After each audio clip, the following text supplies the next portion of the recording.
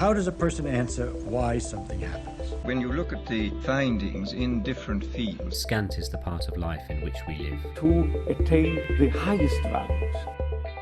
Yeah, so you're touching on a lot of points that I'm gonna come back to. So before you talked about how Jake got you the Brumbies job, but before that there's a story where I think you were coaching at UCT.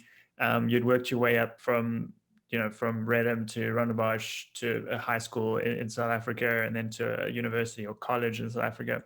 And you then, I think, was it another sort of like clinic or something that Rassie Erasmus was doing, and you had an opportunity to talk to him, and you talk about how you made like an absolute nuisance of yourself to kind of become, like you said, you would just do anything to learn from him, because you never heard someone speak about rugby like that. And so tell us a little bit about that. What happened was I was coaching the first team at Rondebosch Boys, which is a high school, and again, like, very lucky to get that job. I got that job because I was paired with another very experienced coach, and so I went into the school and I told the schoolmaster, listen, I just want to coach with your most experienced coach. I don't care what team it is. I just want the best coach I can find. With this guy, Sean Povey. Anyway, we ended up with the first team, definitely not because of me, because of Sean. He was quite a well-known rugby figure. Yeah. And then they invited us around to this bloody. They invited some coaches around to all the first team coaches of all the various schools to this clinic with Rassie Erasmus, who's now won a World Cup as the South African coach. And I obviously leapt at that, and then at the thing, I don't know why he did, but afterwards I was talking to him and I convinced him to give me his phone number. And he regretted that. He definitely regretted that. Yeah. I hounded him. I'm pretty sure he changed his number a couple of times, and I might need to still track him down. Eventually he gave me a job. I ended up at working for him in the Currie Cup, which is the domestic competition in South Africa, just with doing like some defense analysis type stuff, and then I did Super Rugby with the Stormers with him the following year, and it was awesome. I mean, I think I just said to him, listen, I don't care what you pay me. I just want to learn, and I'll sit under your desk. I'll just keep quiet. No one will see me there. And he was great to me, and the other staff were great to me there too, because it was a hell of a coaching group. There was the new South African test Nobes was there. Yeah. He was the defense coach. Matt Proudfoot is won a World Cup as well. He's now coaching with England. Was there. Gary Gold was coaching the United States. He was in that coaching group. Brendan Fenter, his coach, was in that coaching group. Alistair Coetzee was the remote coach. Nothing now. It's like, geez, it was a hell of a university or college of rugby. Just a very great and experienced group of people. And I was just like, I was just a kid really, and they were super. They always had time to me. They always treated me well, and I learned a lot. And that also probably really had a big part in just me wanting to say, no, actually, this is a really cool way to go to spend your days. There's this word that people are talking about a lot now, kind of a permissionless apprenticeship. And it's sort of like it's like just getting yourself into positions where you can add value, you can help out, like you said, doing that analysis work on the defense, like just so that you can be there in the room and be a sponge. For people. And I think like if I think back at it, they never once said to me, "No, that's a shit idea." Or they laughed. They should have, because I'm sure I had plenty of them. And that's also probably a big thing. Like, how do you treat the other people in your environment, the less experienced people? Because there's a lot of value that they can add at some point. And so you've had. I always think back to that time and just think, could I have just ask better questions? Geez, I mean, imagine if someone gave me that caliber of coaches now that I could go into the room and spend 5 days with and just unpack the game, things that I haven't got my head around or whatever. Like, it'd be unreal, So that's such good advice. I think about it a lot. It's like, could I have asked better questions? I think that's really good advice for anybody listening to and watching to just, if you get that opportunity, to be curious and just ask. And you're someone who strikes me as 100% curious, and yet you still feel like you could have asked more questions. So I think that's a very powerful point. I also want to just, because some people look at that, you've had great success with mentors, with Les, Rassi, and Jake. What do you think of, so maybe from the perspective of now you and your position, if someone was to approach you, what would you want to see from them for you to be able to go, yeah, sure, you know what, you can come hang out here, shadow me? How would you go about finding and approaching mentors, I guess?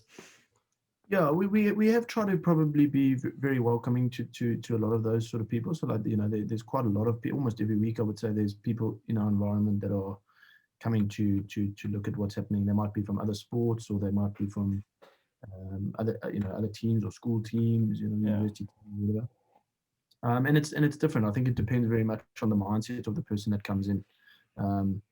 We allow them to do everything. We allow them to come to the meetings, to do all of that stuff.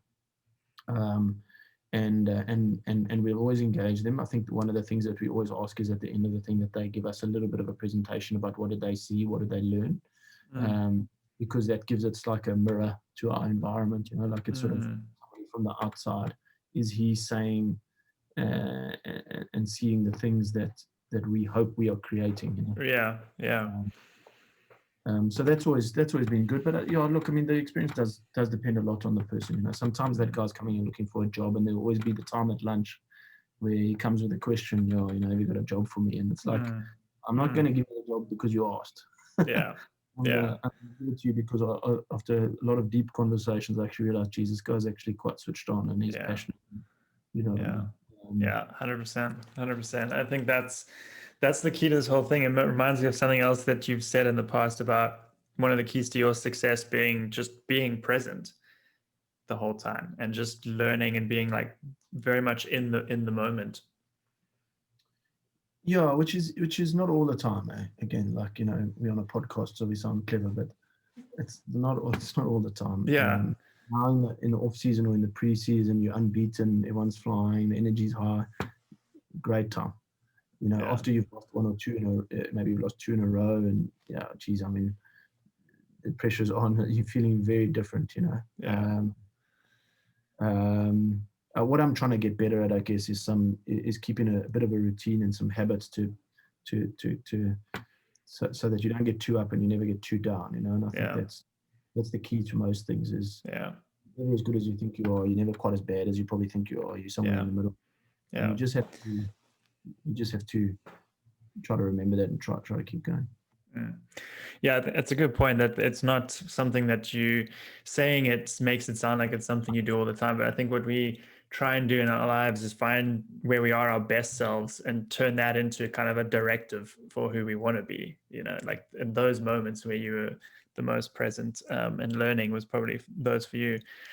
So let's go on. I'm glad you brought up habits and like practice regime, but what did kind of draw on your whole, from the schools in South Africa all the way to the Stormers, to the Brumbies and the rest of your career in Australia? What did like a day-to-day routine look like for you to more specifically, like not the team part, but like making sure you had the right knowledge and skills? Like how were you upskilling yourself while you were coaching?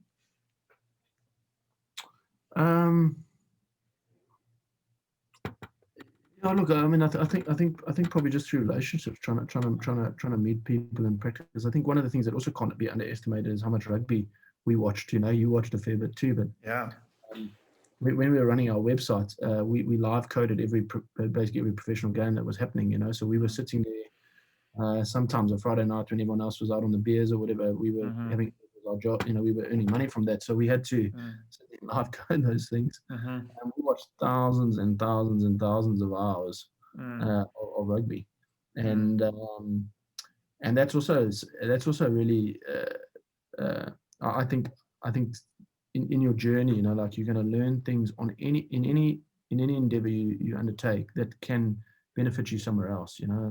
One of the things when we started that website, we had no money. We always had no money. We were fighting for money, and it was like how do I motivate this group of people? How do I keep them on track with no money?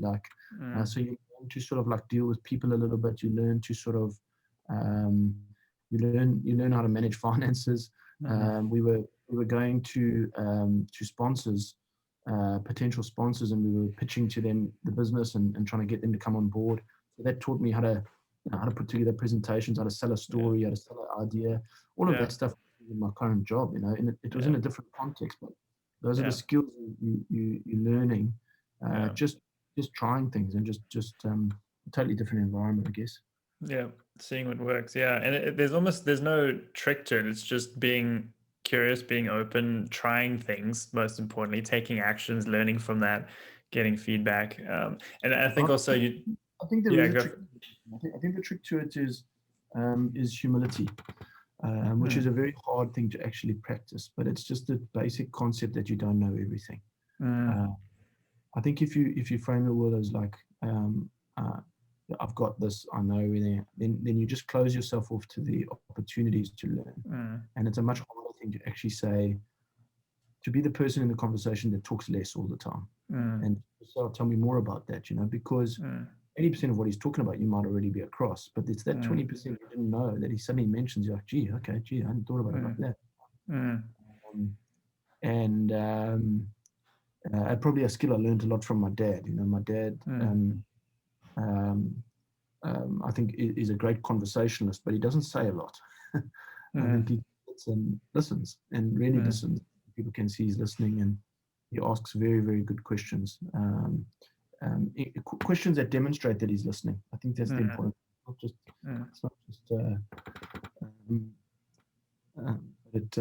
questions for the sake of it. No, he actually says to me that he can't think of a statement that can be asked as a question. And it's quite a good rule of thumb. When you think you know it, instead of putting it out there as a statement, or ask it as a genuine question. Yeah. Because somebody might come at that thing with a totally different angle. Yeah. And you've moved forward. Yeah. Yeah. I like this concept as well of listening. It's almost like you've got to turn the tap on and let 80% of that water flow through to get to that good 20% at the end there. That's really going to help you, like you said, move forward. Yeah, it's like a conference, all the speakers, you sit there for 3 days. Most of the stuff you're like, we got, cover that. But then there's the one guy who stands up and you're like, gee, I didn't think about it like that, or that is brilliant. Or it's in the conversations you're having in the hallways or at the bar after the conference at night.